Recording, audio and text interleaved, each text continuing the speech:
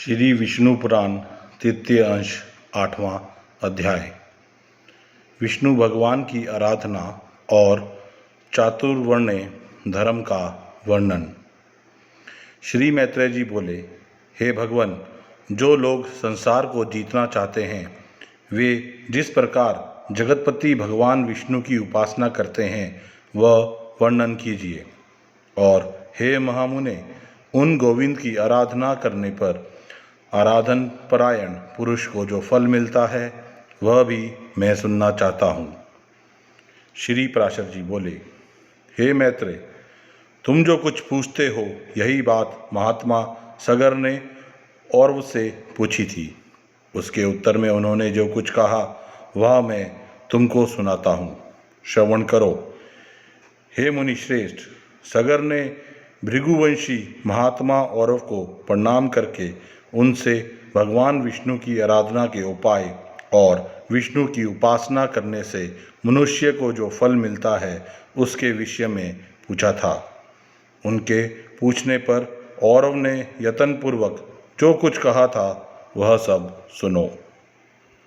औरव बोले, भगवान विष्णु की आराधना करने से मनुष्य भूमंडल संबंधी समस्त मनोरथ स्वर्ग से भी श्रेष्ठ ब्रह्म पद और परम निर्वाण पद भी प्राप्त कर लेता है। हे राजेंद्र, वह जिस जिस फल की जितनी जितनी इच्छा करता है, अल्प हो या अधिक, श्री अच्युत की आराधना से निश्चय ही वह सब प्राप्त कर लेता है। और हे भोपाल, तुमने जो कुछ पूछा कि हरि की आराधना किस प्रकार की जाए, सो सब मैं तुमसे कहता हूँ, सावधान होकर सुनो। जो पुरुष वर्णाश्रम धर्म का पालन करने वाला है वही परम पुरुष विष्णु की आराधना कर सकता है। उनको संतुष्ट करने का और कोई मार्ग नहीं है। हे नृप, यज्ञों का यजन करने वाला पुरुष उन विष्णु ही का यजन करता है, जप करने वाला उन्हीं का जप करता है और दूसरों की हिंसा करने वाला उन्हीं की हिंसा करता है, क्योंकि भगवान हरि सर्वभूतमय हैं। अतः सदाचार युक्त पुरुष अपने वर्ण के लिए विहित धर्म का आचरण करते हुए श्री जनार्दन ही की उपासना करता है। हे पृथ्वीपते, ब्राह्मण, क्षत्रिय, वैश्य और शूद्र अपने अपने धर्म का पालन करते हुए ही विष्णु की आराधना करते हैं, अन्य प्रकार से नहीं।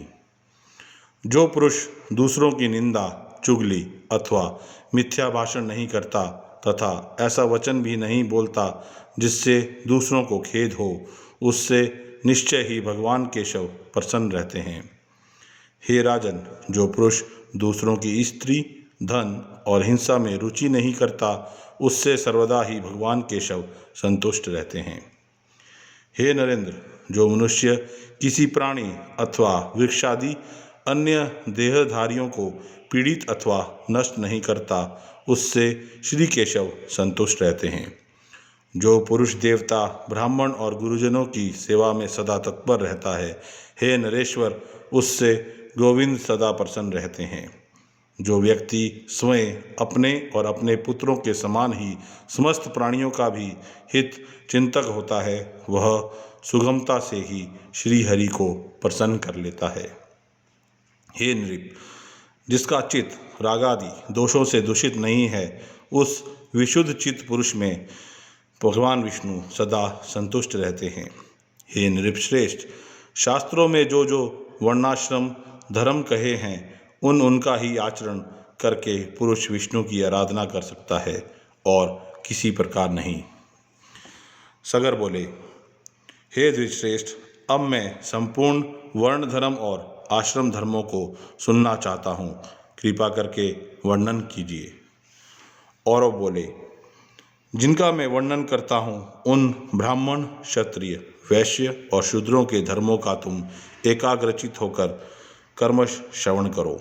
ब्राह्मण का कर्तव्य है कि दान दे, यज्ञों द्वारा देवताओं का यजन करे, स्वाध्यायशील हो, नित्य स्नान तर्पण करे और अगन्याधान आदि कर्म करता रहे। ब्राह्मण को उचित है कि वृत्ति के लिए दूसरों से यज्ञ करावे, औरों को पढ़ावे और न्यायोपार्जित शुद्ध धन में से न्यायोकुल द्रव्य संग्रह करें। ब्राह्मण को कभी किसी का अहित नहीं करना चाहिए और सर्वदा समस्त प्राणियों के हित में तत्पर रहना चाहिए। संपूर्ण प्राणियों में मैत्री रखना ही ब्राह्मण का परम धन है। पत्थर में और पराये रतन में ब्राह्मण को समान बुद्धि रखनी चाहिए। हे राजन, पत्नी के विषय में ऋतुगामी होना ही ब्राह्मण के लिए प्रशंसनीय कर्म है। क्षत्रिय को उचित है कि ब्राह्मणों को यथेच्छ दान दे, विविध यज्ञों का अनुष्ठान करे और अध्ययन करे। शस्त्र धारण करना और पृथ्वी की रक्षा करना ही क्षत्रिय की उत्तम आजीविका है।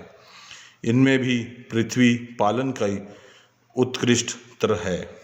पृथ्वी पालन से ही राजा लोग कृतकृत्य हो जाते हैं, क्योंकि पृथ्वी में होने वाले यज्ञादि कर्मों का अंश राजा को मिलता है। जो राजा अपने वर्ण धर्म को स्थिर रखता है, वह दुष्टों को दंड देने और साधुजनों का पालन करने से अपने अभिष्ट लोकों को प्राप्त कर लेता है। हे नरनाथ, लोक पितामह ब्रह्मा जी ने वैश्यों को पशुपालन, वाणिज्य और कृषि ये जीविका रूप से दिए हैं। अध्ययन, यज्ञ, दान और नित्य नैमित्तिकादि कर्मों का अनुष्ठान ये कर्म उसके लिए भी विहित हैं। शूद्र का कर्तव्य यही है कि द्विजातियों की प्रयोजन सिद्धि के लिए कर्म करे और उसी से अपना पालन पोषण करे, अथवा आपातकाल में जब उक्त उपाय से जीविका निर्वाह न हो सके तो वस्तुओं को लेने बेचने अथवा कारीगरी के कामों से निर्वाह करे। अति नम्रता, शौच, निष्कपट, स्वामी सेवा, मंत्रहीन यज्ञ, अस्तेय, सत्संग और ब्राह्मण की रक्षा करना ये शूद्र के प्रधान कर्म हैं। हे राजन, शूद्र को भी उचित है कि दान दे, बलि, वैश्वदेव अथवा नमस्कार आदि अल्प यज्ञों का अनुष्ठान करे, पितृश्राद्ध आदि कर्म करे, अपने आश्रित कुटुंबियों के भरण पोषण के लिए सकल वर्णों से द्रव्य संग्रह करें और ऋतुकाल में अपनी ही स्त्री से प्रसंग करें। हे नरेश्वर, इनके अतिरिक्त समस्त प्राणियों पर दया, सहनशीलता, अमानिता, सत्य, शौच, अधिक परिश्रम न करना, मंगलाचरण, प्रियवादिता, मैत्री, निष्कामता, अकृपणता और किसी के दोष न देखना ये समस्त वर्णों के सामान्य गुण हैं। सब वर्णों के सामान्य लक्षण इसी प्रकार हैं। अब इन ब्राह्मणादि चारों वर्णों के आपद्रम और गुणों का श्रवण करो। आपत्ति के समय ब्राह्मणों को क्षत्रिय और वैश्य वर्णों की वृत्ति का अवलंबन करना चाहिए तथा क्षत्रियों को केवल वैश्य वृत्ति का ही आश्रय लेना चाहिए। ये दोनों शूद्र का कर्म, सेवा आदि कभी न करें। हे राजन, इन उपरोक्त वृत्तियों को भी सामर्थ्य होने पर त्याग दें। केवल आपातकाल में ही इनका आश्रय लें। कर्म संकरता कर्मों का मेल ना करें। हे राजन, इस प्रकार वर्ण धर्मों का वर्णन तो मैंने तुमसे कर दिया। अब आश्रम धर्मों का निरूपण और करता हूँ, सावधान होकर सुनो। यह था श्री विष्णु पुराण तृतीय अंश का 8वां अध्याय।